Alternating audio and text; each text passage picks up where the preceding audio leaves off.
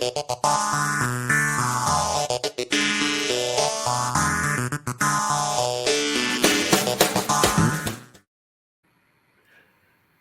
welcome to this episode of Akrinos Access. I'm your host, Eric Matei, joined today by Elizabeth Kiesgen. Elizabeth is the principal and founder of Kiesgen Eye Care Talent Partners, and this is the second of a multi-part series where Liz is joining me on Access to take a deep dive into the world of recruiting, matching, career pathing, and everything that revolves around a solid recruitment and retention strategy.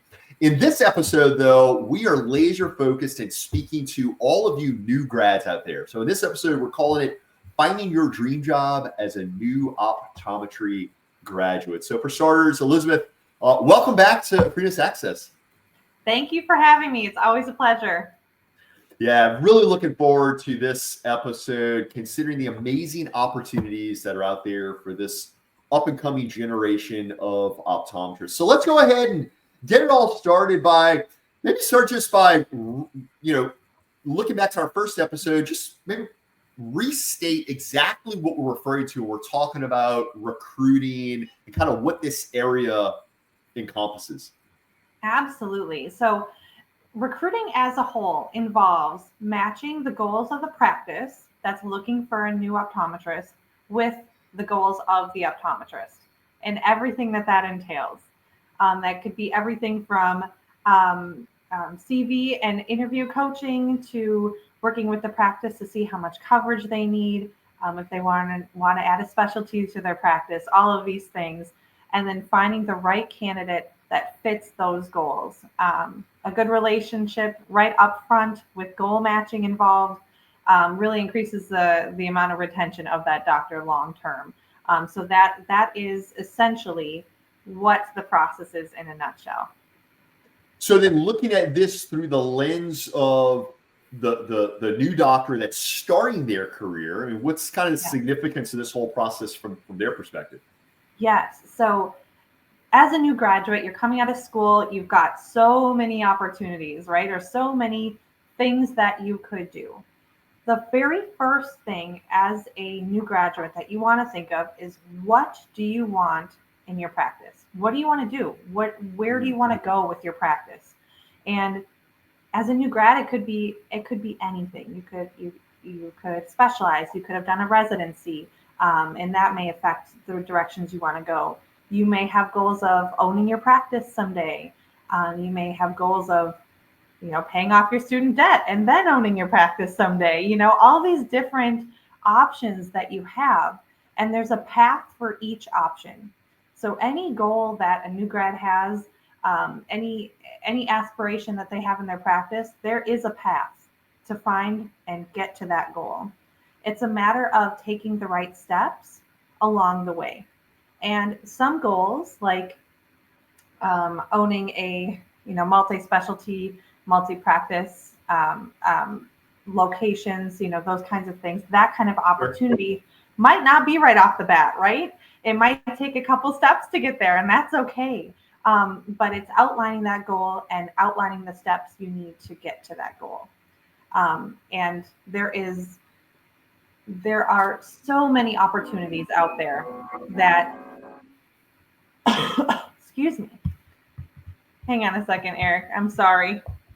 No, it's all good. As a matter of fact, you're getting a sip. I'll go ahead and kind of recap some of what you had just mentioned, because similar to those that are looking to hire in a doctor, it starts with the goal setting. I'm really glad you served that up, Liz, because there are a lot of carrots, I suppose, that may be dangled out there for that new doctor starting their career. And those carrots may be any combination of whether it's salary or, hey, come work for us for a number of years, we'll pay down your student debt, or whatever the case may be.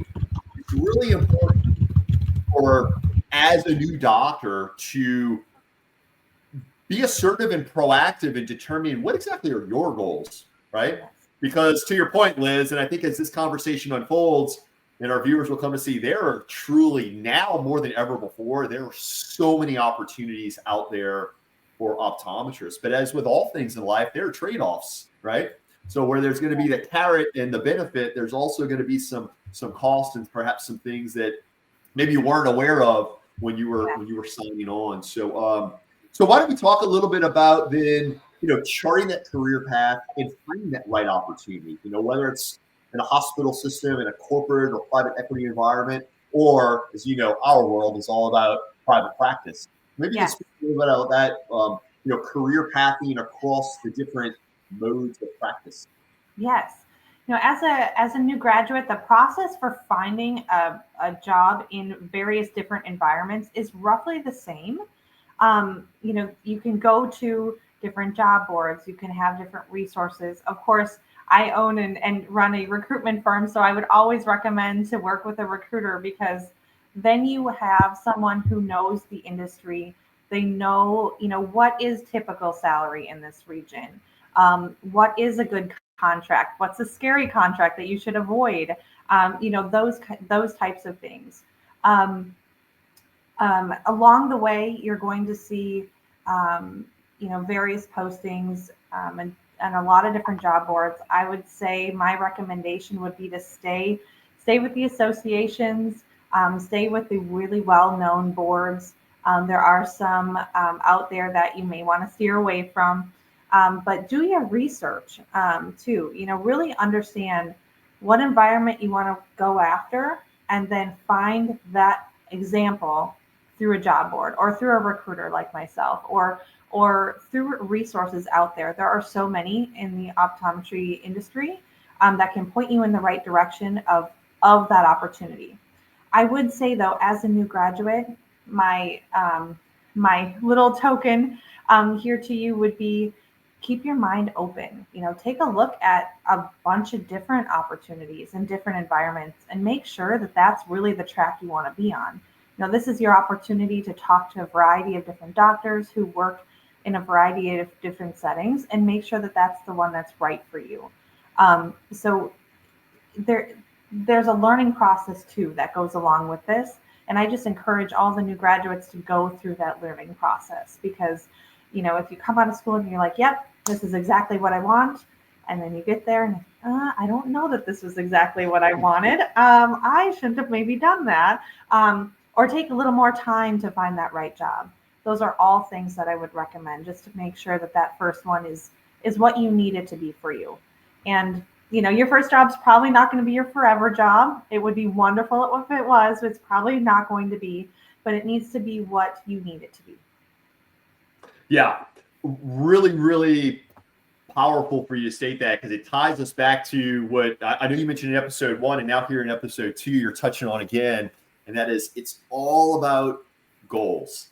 Yeah. And you as the individual, you as that emerging optometrist just launching your career, what are your goals, right? And that's where I think the value of working with recruiters is sourcing from reputable job boards. That's where this really comes into play. The fact that you as a new doctor, you as a job applicant can take the time to understand what you truly want and then follow the process and take the time to find that right opportunity. And that's not to say that you can't change things. Right? You may find yourself working in an environment that you thought was going to be the dream job. And, perhaps a year or two in, you realize it wasn't quite what you thought it was going to be. But Liz, to your point, the more disciplined someone can be in establishing what their goals are, and also the more disciplined one can be in doing their due diligence in understanding this employer and what their motives are and what your future would look like, that's really going to set you up to not be a job hopper, but to truly find a home to build your career.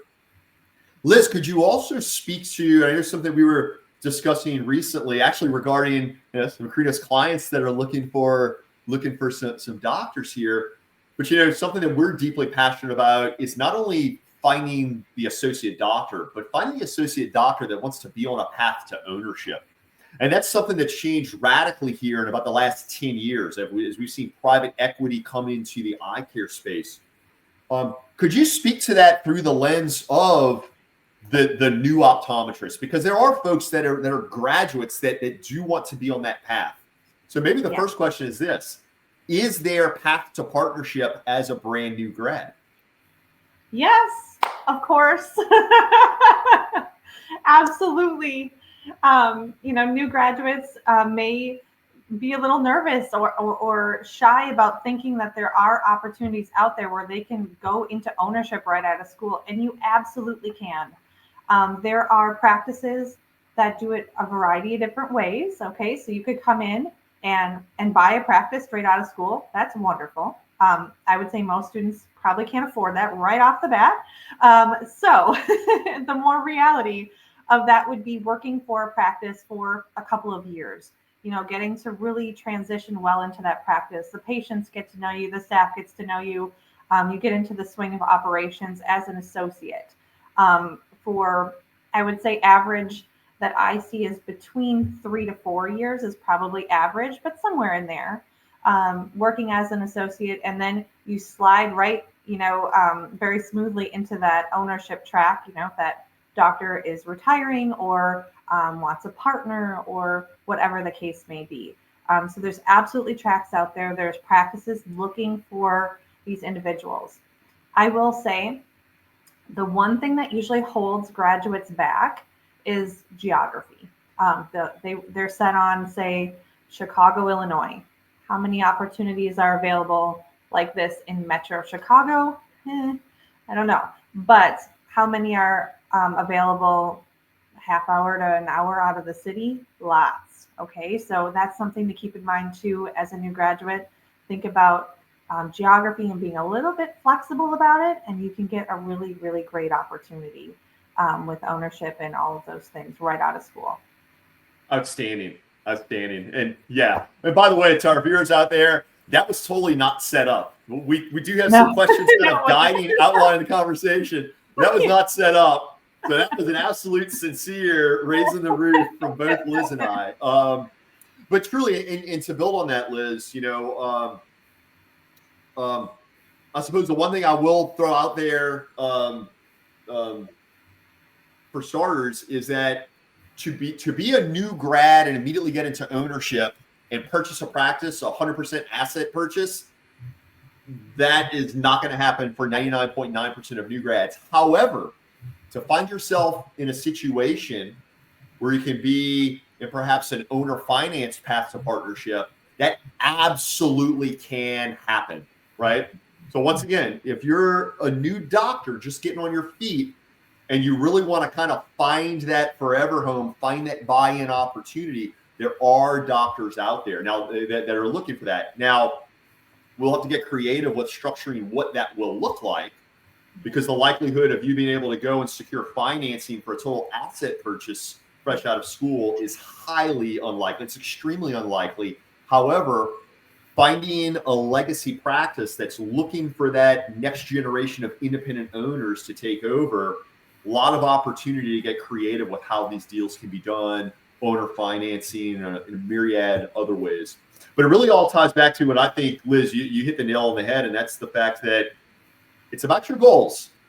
So to our viewers out there, if you're that new grad and ownership is something that you is on your horizon, would strongly encourage you, don't go take the job from the corporate or the private equity or that hospital system that's willing to pay you gobs of money. Don't do that.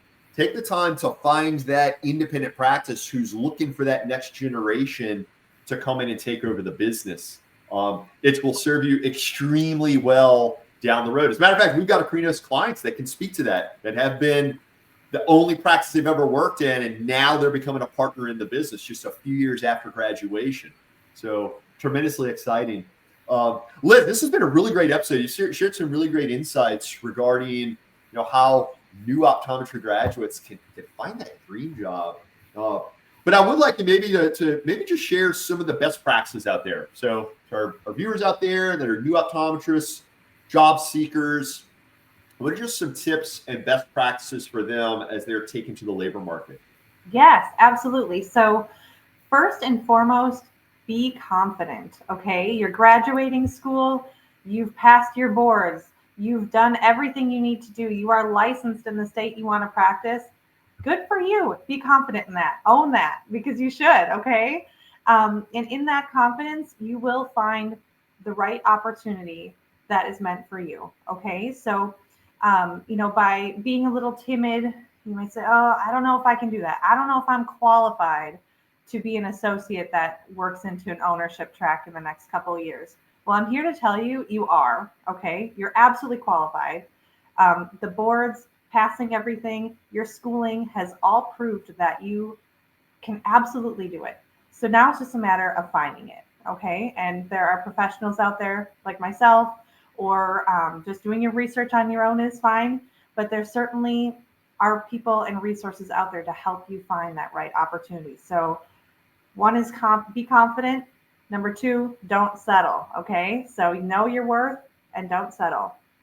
Um, have a really good CV, okay, put together. That's important because that is what a practice sees first, okay? They don't see your face, they don't get to talk to you, but they see your CV first, okay? So that should be a really, really good representation of yourself and your experience through school, any relevant experience you have to eye care. If you were a technician before you went to optometry school, absolutely put that on your CV, okay? That is like, I see that and I was, oh, I want to talk to this person, because that is great experience. Also, any experience you have related to more business aspects from school. Um, if you're the member of like an ODs and finance group or something like that, or you have experienced more extracurriculars as they involve business, that looks great to a practice owner who's looking for somebody to buy in or be a partner or something like that. So you really want to take and look at your experience from the lens of the practice that you want to be at and make your CV fit that based on your experience. So if you do all those things, you'll find the right opportunity. I love that. Number one, be confident, right? Be confident. You That, made it through optometry school. You passed boards. Oh my gosh. Now, by the way, it's okay to be a little nervous. It's okay to be a little nervous, but be confident, y'all, right? Number two, and that leads to number two, don't settle. And by the way, y'all, you're going to find when you show up that much more confident, you're not going to have to settle because the person on the other end of the table is going to see that confidence. They're going to want that confidence to be a part of their team. Some other things you touched on: experience. Take the time to develop a strong CV. That is something, CVs, resumes, sometimes that's something people just kind of slough off. They just make the list. No, take the time. Put a little bit of effort to really illustrate all the value you stand to bring. And then you also mentioned business acumen is something that increasingly folks are looking to do. So perhaps you were in the private practice club at your school or what have you. A lot of really great ways to bring that to the forefront. So, Liz, this has been a really, really fascinating, really insightful conversation, empowering this next generation of optometrists to really find that dream job as a new optometry graduate. But before we go, would you please share a little bit about your experience and the scope of work that you guys do at Kiesgen Eye Care Talent Partners, as well as how folks can get in touch with you? Absolutely. So, as a new grad, you could work with us. You can visit our website. You can give me a call or reach out via email, whatever works best for you. We help you with CV development. We help with interview skills and polishing those. We help you with contract negotiation, with understanding, really what that goal practice looks like, and then we go out and find it for you. So if you're interested in any of that, or if you have questions about anything, you can always reach out, no matter if you're just graduating or if you're in first, second, third, fourth year, doesn't matter. I talk to people all through the process. So feel free to reach out, and I look forward to hearing from you. Fantastic. And Liz, just to also clear the air, because I know I've seen this in some online forums and such, for a job seeker, working with a recruiter costs how much? Zero. Totally free to work with me. Absolutely. So absolutely. No hesitation financially because no cost to you.